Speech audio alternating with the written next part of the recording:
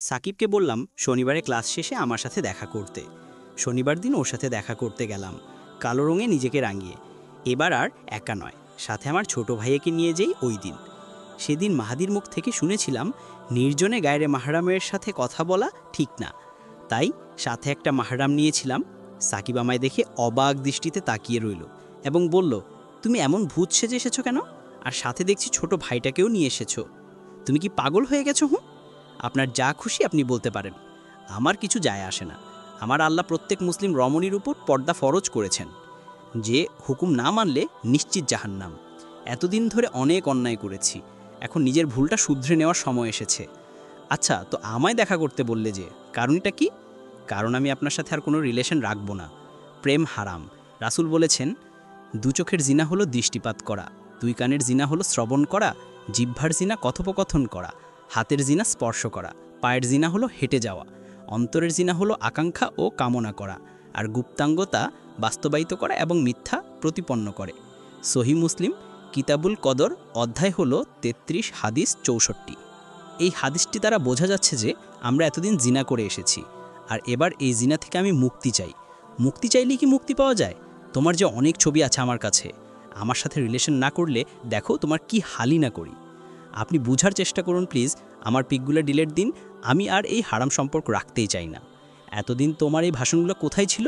যখন অনেকটা দিন পেরিয়ে গেছে আর তখনই তুমি আমাকে বলছো সব শেষ করে দিতে। অত সোজা নাকি সব কিছু? আমাদের কথা বলার মধ্যে হঠাৎই দেখতে পেলাম আমাদের পাশের বাসার এক আন্টি ওই রাস্তা দিয়ে যাচ্ছে। তাড়াতাড়ি সাকিবকে লুকাতে বলি।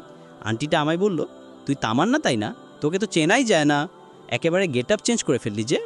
হ্যাঁ আন্টি, নিজের ভুলগুলো এবার শুধরানোর সময় এসেছে। তুই এখানে দাঁড়িয়ে কি করছিস? বাড়ি যাবে না? চল একসাথে যাই আমরা।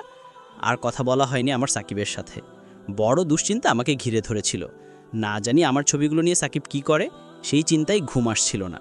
সাকিবের কাছে কথা না বলতে চাইলে সাকিব ফোন দিয়ে শুধু হুমকি দিত আমাকে। আমি আল্লাহর কাছে তাহাজ্জুদ নামাজে কেঁদে কেঁদে সাহায্য চাইতাম। মা আমার এই অন্যমনস্কতার কারণ জিজ্ঞাসা করলে শুধু মাকে জড়িয়ে ধরে কাঁদতাম। কোনো উত্তর দিতে পারতাম না। মিথ্যা বলা পাপ, তাই মন গড়া কোনো যুক্তিও দিতে পারতাম না, শুধুই কাঁদতাম। নিজের করা ভুলগুলোর জন্য আমি অত বড় ক্ষতির সম্মুখীন হয়েছিলাম। বুঝতে পারিনি মেয়েরা ঝিনুকের মধ্যে থাকা মুক্তা। ভেবেছিলাম নিজের সৌন্দর্য প্রকাশ করতে পারলে বোধহয় নারীর মর্যাদা বৃদ্ধি পায়। আবারও পড়া সোমবার সাকিব আমায় দেখা করতে বলে, আর বলে যদি দেখা না করি তাহলে আমার ছবি নিয়ে কিছু একটা করবে। আবারও ছোট ভাই মাহফুজকে নিয়ে আমি ওর সাথে দেখা করতে যাই, আর এবারও সে আমাকে বলে ওর সাথে পালিয়ে যেতে। যদি না যাই তাহলে নাকি আমার মা বাবার কাছে আমার ছবি দেখাবে। আমি খুব ভয় পেয়ে যাই। তাছাড়া আমি জানতাম আমাদের এই রিলেশন কেউ মেনে নেবেন না। দিনের জ্ঞান হওয়ার পর থেকে তো সাকিনকেও আমি মেনে নিতে পারিনি। কি করব বুঝে উঠতে পারছিলাম না, শুধু কেঁদেই যাচ্ছিলাম, আল্লাহকে ডাকছিলাম। অবশেষে আল্লাহর সাহায্য এসে যায়। একটা বুদ্ধি আসে মাথায়। ওকে বলি, আপনি মিথ্যা বলছেন, আমার পিক আপনার কাছে নেই। কথাটা বলার সাথে সাথে সাকিব ওর ফোনটা আমার হাতে দিয়ে বলে, দেখো তো, এগুলো কি তোমার ছবি না? প্লিজ পিকগুলো ডিলিট দিন।